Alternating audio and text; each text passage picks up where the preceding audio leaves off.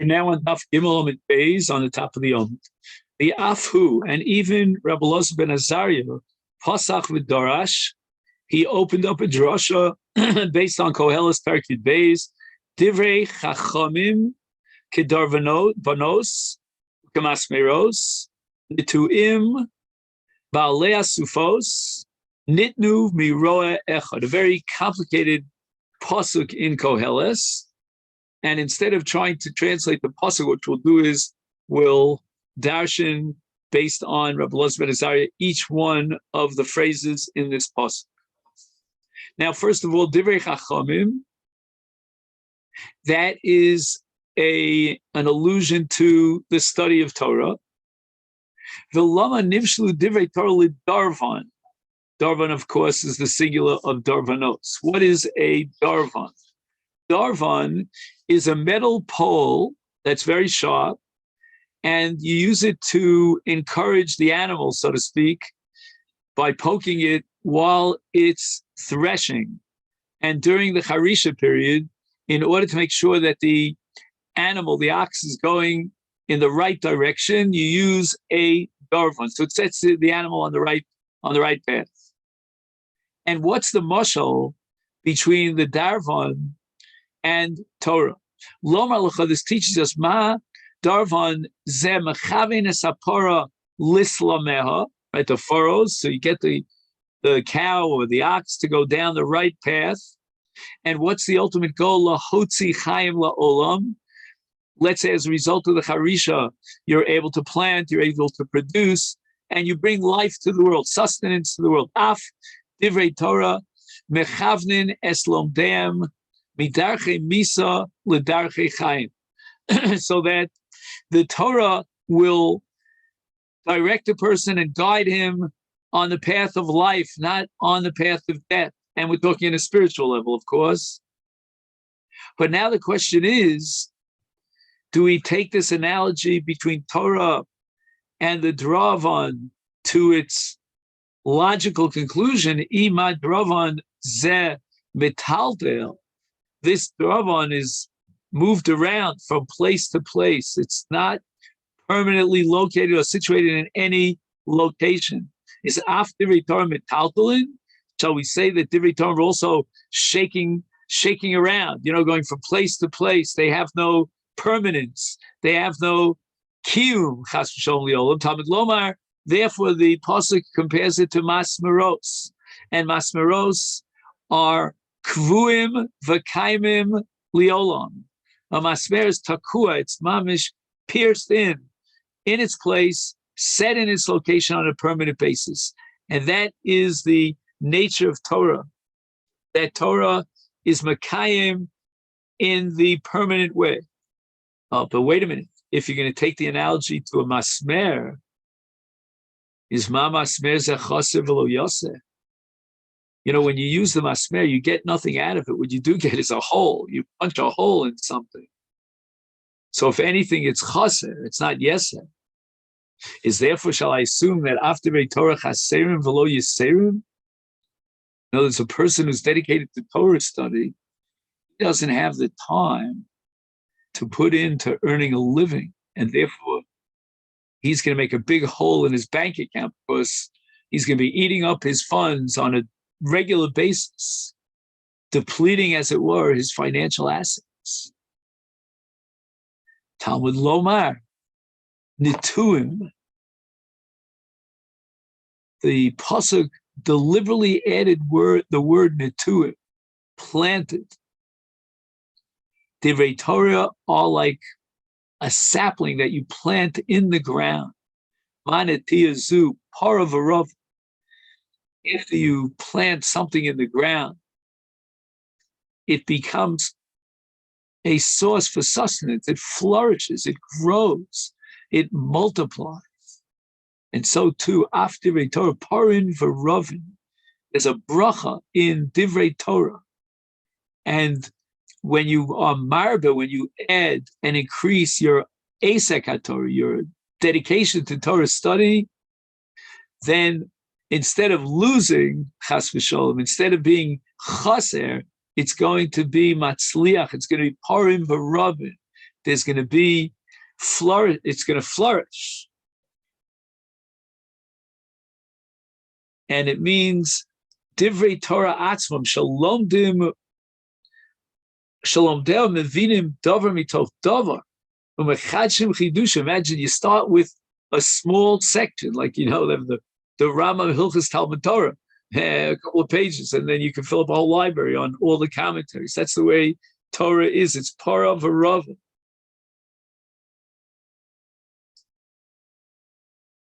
And then the pasuk says, Bale Asufos. This is, I think, the most important and exciting part of this whole drasha of Rabbi Elazar ben Azariah.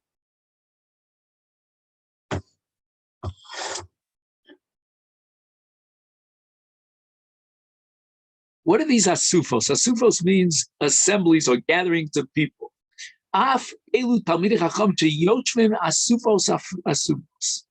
You have various groups of talmidei chacham. You have the Beit Shammai group and the Beis Hillel group.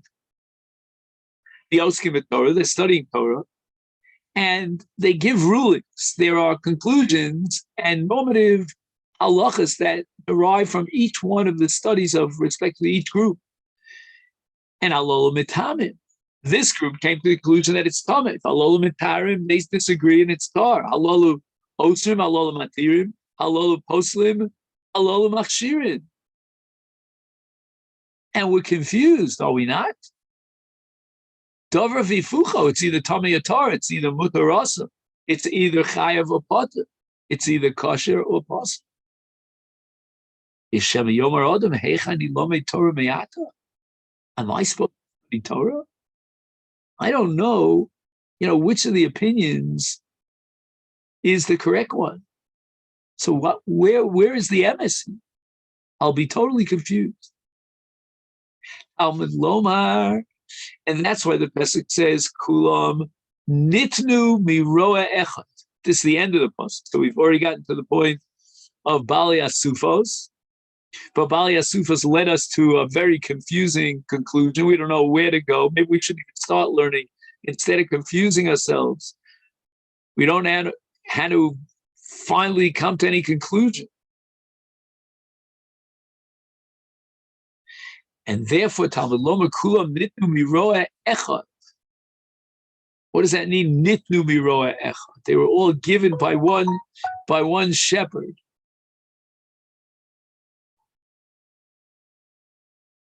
So it means even though there are contradictions here and opposite conclusions, real dissension, but nevertheless, it's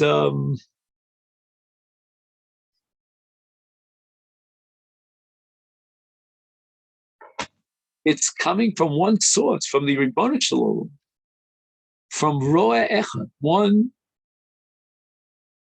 shepherd. Kel Echad Nesana, one deity, one God gave all these opinions that are contradictory. And each opinion will bring a riot to support its position.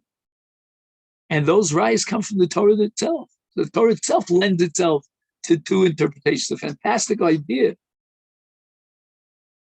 And Parnas Echad Amoran.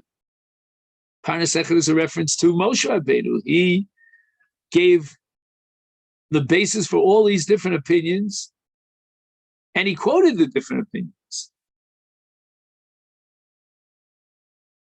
So no one in these debates is quoting any sources from any other Navi or so-called text other than Moshe Rabbeinu himself.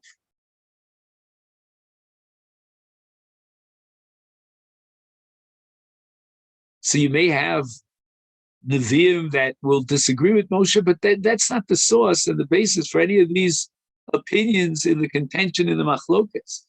Mipi Adon Kol Hamasim Baruch Hu. Moshe himself gave the Torah from the mouth of the Creator. Tichsiv, as it says in Maimer Asina V'Daber Elokim is Kol Advar Meila. And what is Kol Advar Meila? Coming to be Marbeh. All places where the machlokas, both deos, come from Hashem. Es Kol Advar Meila. The Ran in his Drushos embellishes this, expands on it. He says, "V'chein matzinu be'erevin l'gad machlok speisel beit Shammai yotza basko v'yomra elu v'elu divrei kim chayim." And what that means is that Kol HaTorah nitnu Moshe v'chlal zeh kol hamachlokos v'chilukei asfaros sheyesh bein chachmei Yisrael uleficha kulam Torah mishamayim. Any debate, any division of two opinions, both reflecting a svara.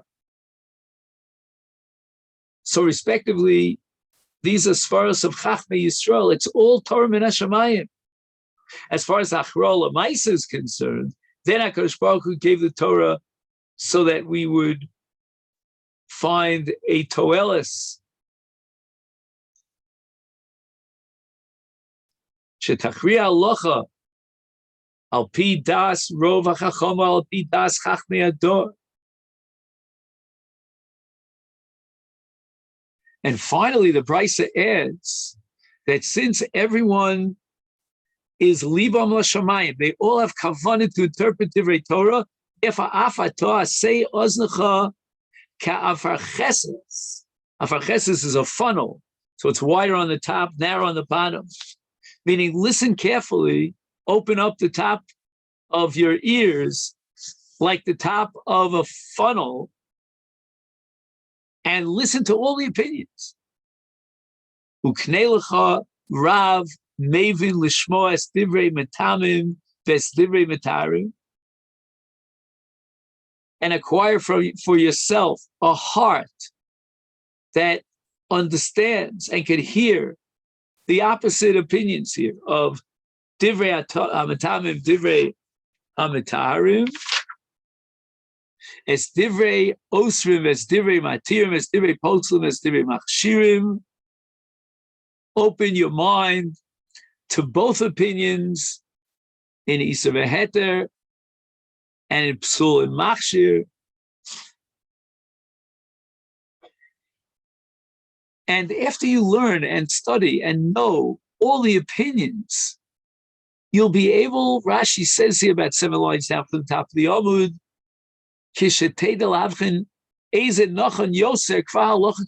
but now you're in stage number 1. You should be studying Divrei Amatirim, Divrei Osrim, Divrei Potzim, Divrei Aktirim, and later on down the line,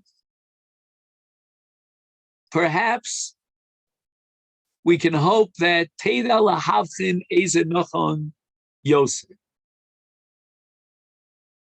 It might be a trip, a journey. It's not bang, not so quick. The Lashon Hazeh Omer Lahem, Rabbi Yeshua said to them, Ein Dar Yasal. You know, a dar needs a father, a leader, like Elisha calls Eliyahu's Rebbe Avi Avi. And this, you might think, is a dar Yasal. But says Rabbi Yeshua, it's not a dar Yasal. Why? Because Rabbi Elazar ben Azariah Shari B'toch. He's here.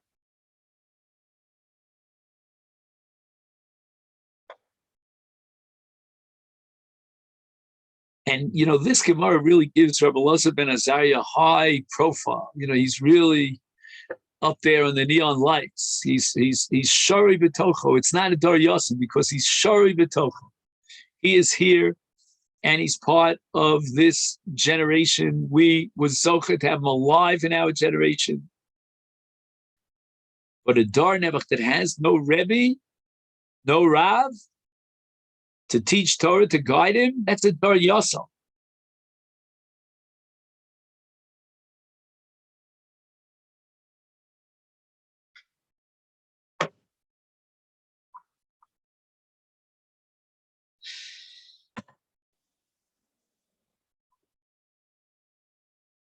So the Gemara now says that the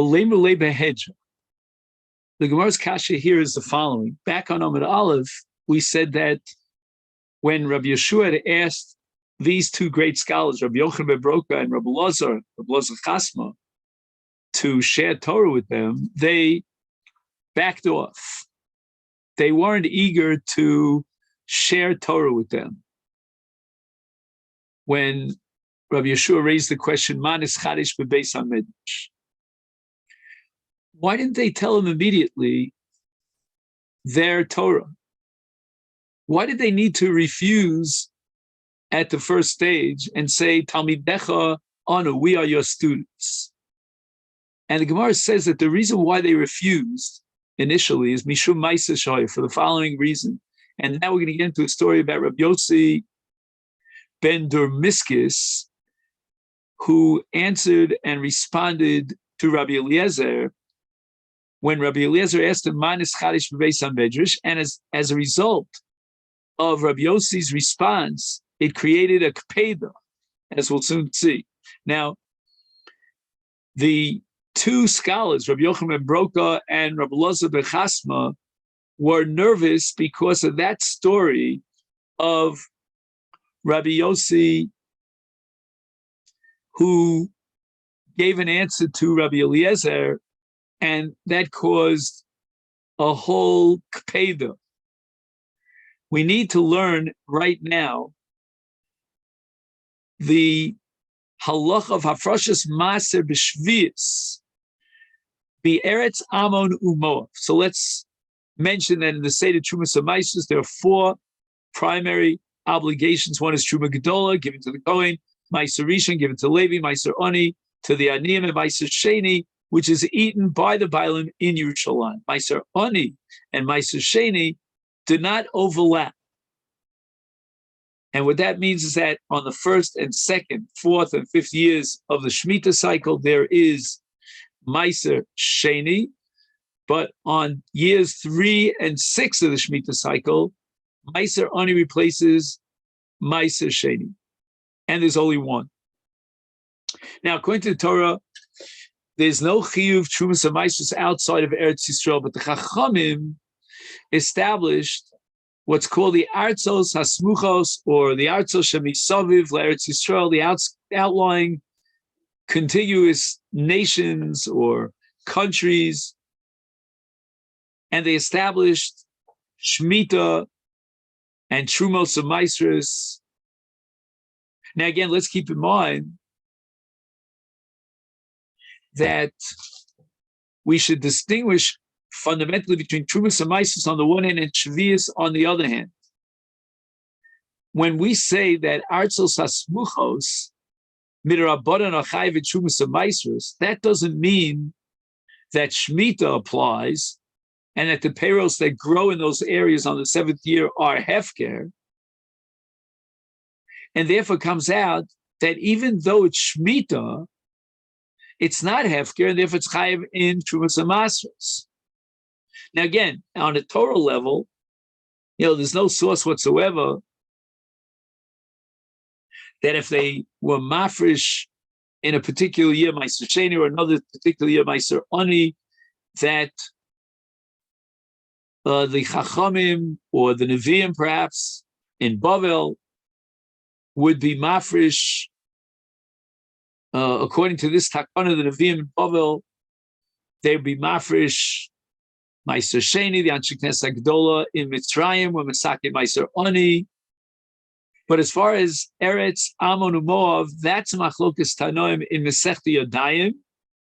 According to Rabbi Tarfon and Rabbi Yoshua, we equate the halacha of Eretz Amon u'Moav to that of Mitzrayim, and therefore we're mafresh Meiser Ani. And according to Rabbi Elazar ben Azariah, we compare it to Bavel, and we're mafresh Meiser Sheni. So the Brisa now is going to bring Rabbi Yossi ben Durmiskis and his testimony in front of Rabbi Eliezer, and how we are machriya the halacha l'maisa in this context. The Sanya, we learned in the Brisa. Maisa Rabbi Yossi ben Durmiskis shaholach lahagbil Pnei Rabbi Eliezer Belot. So the Talmud goes to his Rebbe, Rabbi Eliezer, in this case, in Lot. Amalo, Rabbi Eliezer says to him, tell me something that you learned today, something new. Amale, Rabbi Yosef responds, Nimnu v'gamru amonumov mi'aser meiser ani b'shvius. That the Chachamim stood up, they took a vote, and based on that vote, they issued a new edict.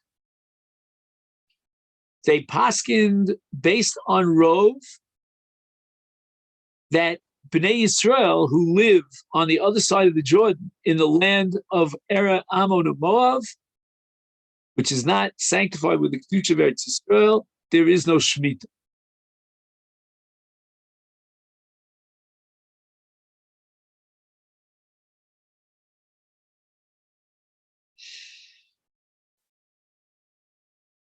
And now, if there's no Shemitah in Ammon and Moab, for the Bnei Eretz Yisrael who are living Me'aver HaYarden in Ammon and Moab, then they'll be Chayv Meiser. Let's take, for example, Meiser Ani, Bashvius, but not Meiser Sheni, only Meiser Ani. So we'll try to understand the difference between the two as we go along. Now, Rabbi Eliezer hears this halach and he gets all upset about it. He's makpid that Rabbi Yossi said something as if we're a chidush. And he gives cover to the one who is doresh it, as if there was a new chiddush in the Beis HaMedrash. Again, that was his Kabbalah. That's what he had received in transmission from the time of Anshe Knesset Gdolah. Amar lo, Rabbi Eliezer turns to Rabbi Yossi. He says to him, Yossi, pshot yodecha v'kabel einecha.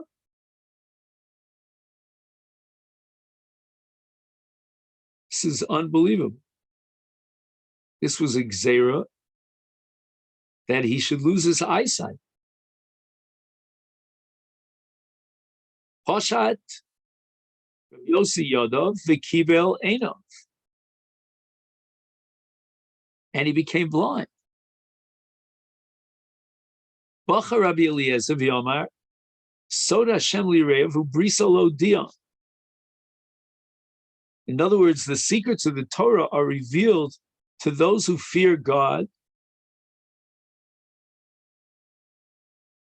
And what does that mean? That in this context, the Chachamim, based on their own understanding, their own Chachma V'das, they were Machavin, they came up with the same idea of the Takonas Anshe Knesset Gdolah.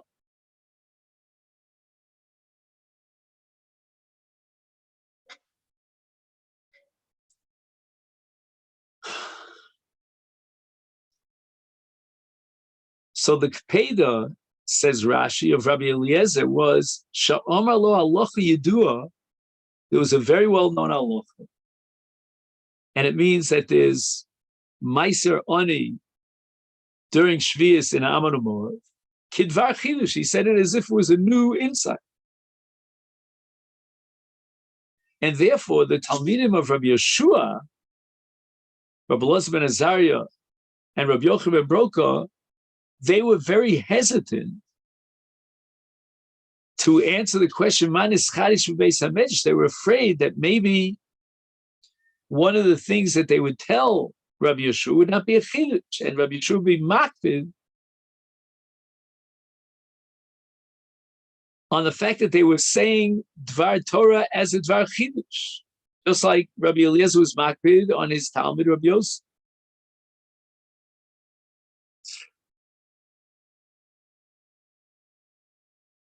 Now, afterwards, they said to him, Talmidecha anu. In other words, whatever we have as a chidush is known to you. It's revealed to you. And he responded, nevertheless, please tell me. Once he responded, please tell me, then they're okay, they're relaxed. There's no makom for heck or kped, even if they would say something to him which was well known and it's not a chidush.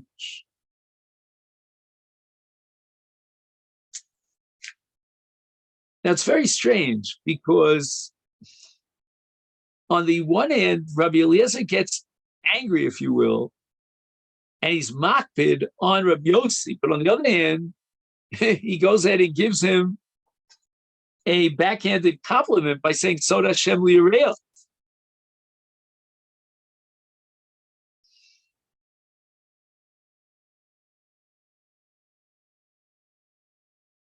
Hikshariaf in the Ein Yaakov, Me'achar shehikpid Rabbi Eliezer al advarim, Keitzad shibchan li'achar mikam v'yomer shehem nisod Hashem li'ireo. Ubir, Dili'achar shehenish es Rabbi Yossi, his yashva daito b'shibach dvora.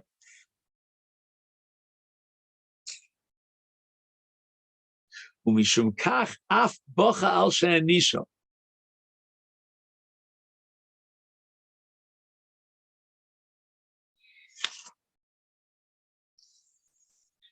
Omar lo. Rabbi Eliezer turned to Rabbi Yossi. He says, Lech and Morlahem, go into the base medrash and tell them, Al tachushu liminyanchem. Don't be inhibited and try to rescind that takana that you had taken a vote on and you established. You were mechavein to the real halach. And kach mekublani mirab yochanan ben Zakkai sheshoma mirabo mirabo hilchas al Moshe misinai Amon u'Moav ma'asrin meiser ani b'shvius.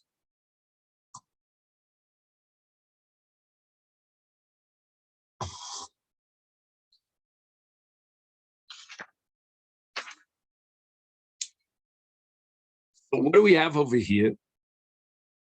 We have a train of transmission, and it goes back to the Rebbe of Rabbi Yochanan ben Zakkai,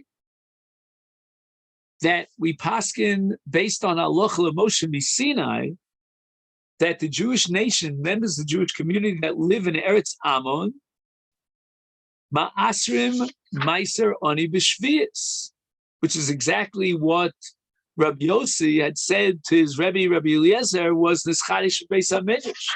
But in fact, Rabbi Eliezer tells Rabbi Yossi that you should know that this is not totally in the Beis HaMedrash. I have a Kabbalah from my Rebbe, Rabbi Yochanan ben Zakkai, going back and back and back, that ma'asrin meiser ani b'shvius.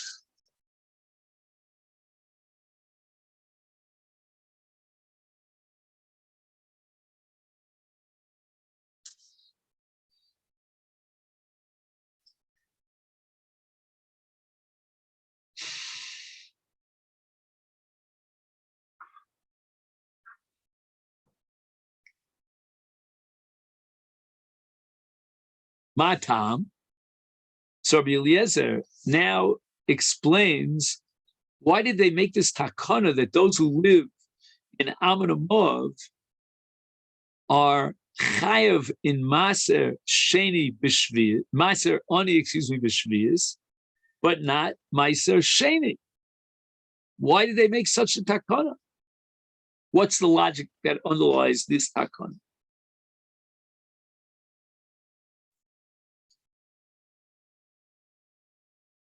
And Harbe Krachim are large cities, Kavshu Ole Mitzrayim,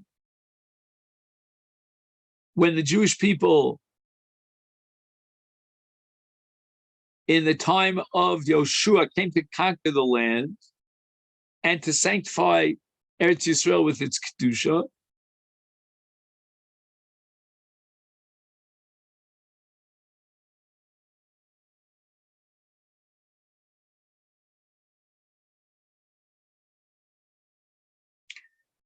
V'lo kavshim oli bav.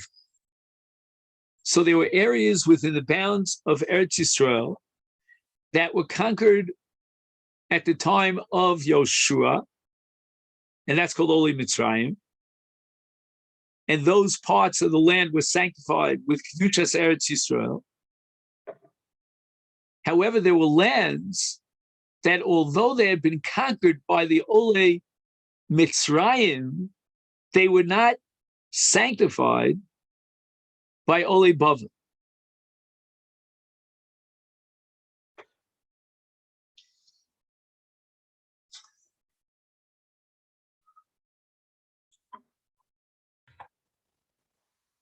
We're talking about during Ezra, Aliyah Shniya, the Ole Bavel, and included in those areas, those cities, the Krachim, that were not taken over by the Ole Bavel was Eretz Ammon Moab. So when Moshe Rabbeinu had taken the lands of Sichon v'Og, and those were the lands in that part of the Eivra Yarden, the other side of the Jordan, they were not conquered, these lands, by the Ole Bavel, only by the Ole Mitzrayim. And as a result, so the sanctification of Yoshua when he entered into Eretz Yisrael was only a temporary one, as long as the Jewish people were settled in the land. But after the exile, when the Churban Abayis took place, then there was Hafkas Kedusha, the Kedusha of Eretz Yisrael, as far as Trumas of Maestros and Mitzvah Tulis Baretz terminated. When Bnei Yisrael went into Golus after the Churban Abayis Rishon, when they came later on in Aliyah at the time of Ezra to be Mekadish's second Kiddush, in Nichum, they left these cities out and they never sanctified them. And why? So that during Shvius, where in Eretz Yisrael, there would not be a chiyuv of Meiser Ani, because Hefker is part of a Meiser, but there's no Shvius and no sanctity to the land of Eretz, Ammon, Umoav, as a result of Kedusha Shni of Ezra. So that in the rest of Eretz Yisrael, when they didn't plant and they didn't harvest, the Aniyim did not have any parnosim. And even that which is Kodesh B'Kedusha Shvius is part of an Amaseh. So they left these Krachim out of the Kiddush process so that there wouldn't be Shemitah as a viable din and halach that would apply there in those areas. They could be Zoreah, they could be Kotzah B'Shvius. And from these gifts that the Aniyim would receive in the produce there in Ammon Moab, they would be able to support themselves and sustain themselves. So the real, shall we say, push or motivation of leaving these areas was the Tzarech Aniyim. And for sure, therefore, there would be a chiyuv Meiser Hani, in these areas. But this has nothing to do with Meiser Sheni. Meiser Sheni is a matter of taking it to Yerushalayim and eating Kedusha. So these Krachim, these cities on the other side of the Yarden, were potem and Torah from Trumas of Meisers. They were only Chayv Rabbanon, and therefore the Rishus of the Rabbanon, Heim Amru V'Heim Amru, was with their authority to determine which Meiser would be Noeg. And they determined that Meiser Ani would be Noeg and not Meiser Sheni. Tanu, we learned in a Bryce. So Liachach and Yashva Daito, when Rabbi Eliezer calmed down a little bit, Omar, he prayed to Hashem, Yirotzen Sheachziru Eine Yosi Limkomon, and there was a refuah, V'chazru Ein of Limkomon, and Rabbi Yossi's eyesight was restored. Now, we learned in the Mishnah back on Daf Beis that a shota is potter from Re'iyah because he's a lav bardas and he's potter for all mitzvahs. Tanu Rabbanan, Ezu shota, who qualifies and is categorized as a shota? He's potter from a mitzvahs, he's potter from onshim, he doesn't have kinyonim, he cannot sell, he cannot buy. It's hayota yechidi balayla. Number one, we have someone who goes outside in the public area at night, and he exposes himself to danger, and there's no yishuv over there, And that indicates that he's not working, as we would say, proverbially, with a full deck. Halon v'beis hakfar, somebody sleeps at night in a cemetery. Makareya al esksuso, he just rips his garments for no reason whatsoever. It's obvious, therefore, that he is a shoter. Now, these simonim are not limited, they're not restricted to these specific simonim. Anything that's similar to these simonim is also considered a shoter. And the Beis Yosef says that later on in the Gemara on Daf Dalid, we're going to add a fourth simon for a shoter. So that proves that this is not, an exclusive list of three. Now, what about someone who doesn't understand? He's simply intellectually limited. He has, what we call daito mishubeshes olav. And that's a case of a simple, straightforward shota. He's for sure pshita that he's potem in a mitzvah. That wouldn't be a chiddush. Even if you would teach him the mitzvahs, he doesn't understand them, he wouldn't be able to fulfill them. But we're dealing with someone who speaks, and we don't see any shibush b'daito. We just see the manifestation of these very strange behavior patterns. Some people who are socially lacking, emotionally retarded, so to speak. And Itmar, we learned to the base medrash with regard to Simoni Shota, Rav Huna Omar, Ashu Kulam B'Masachos. You need all three Simonim.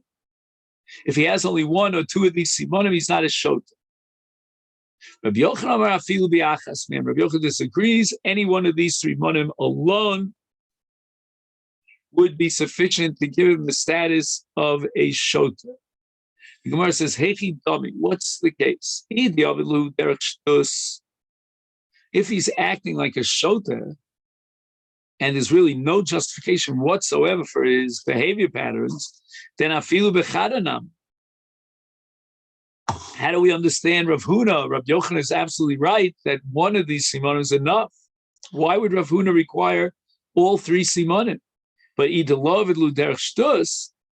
if he's not acting in what we would call derech hashotim, he has some sort of justification for his actions, then afilu kulanamilo, even if he had all these three simonim, it would not make him into a shotim.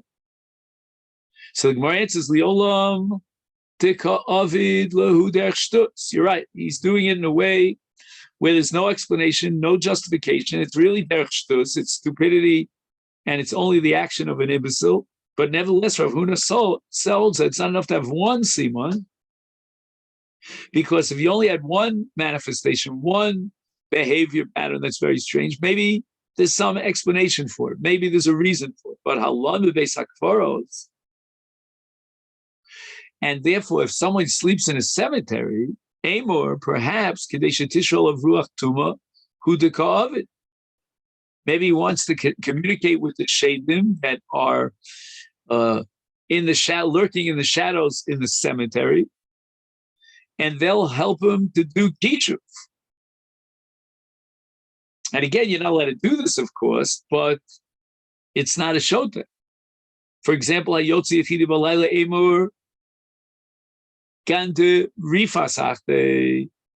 Maybe he had some sort of fever, and he went out to cool off in the night air. And even though it was not a good thing to do, he exposed himself to danger, but nevertheless, he was in that state of high fever.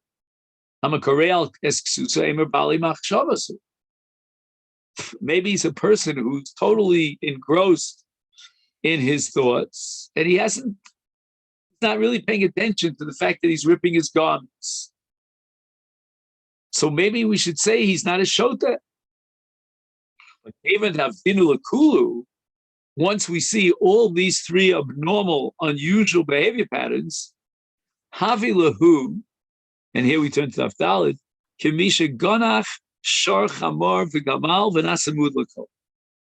It's like a shar that was nogeach, three different species of animals, and from now on, the Bailam will have to pay Nesek Shalom on any animal that it is nogeach, like a sharamua. It becomes a sharamua. Even though it was only nogeach each min once, and if, let's say, he was Nogech one specific min 3 times, he's only a muad for that min, but he doesn't have to be Nogech each of 3 minim 3 times, but rather if he's Nogech in 3 minim, 3 different species, 3 different categories of animals, we should say that he's a Nagchan for all animals. He's not makpid who he will attack. He's belligerent against all the minim. Any min, any animal that shows up, he'll attack them. And therefore, if he behaves and manifests in these 3 simoni shtus, then we're not going to assume that each one of his actions has another reason behind it that motivated it and that would, in a sense, explain it. But rather, we're going to say that they're all together an asiyah mishum shtus. He's all these 3 simonim are all 3 simone shtus. This is where we're going to stop here for now, even though we're in the middle of a sugya, but here on the top of Daf Dalid Amud Al.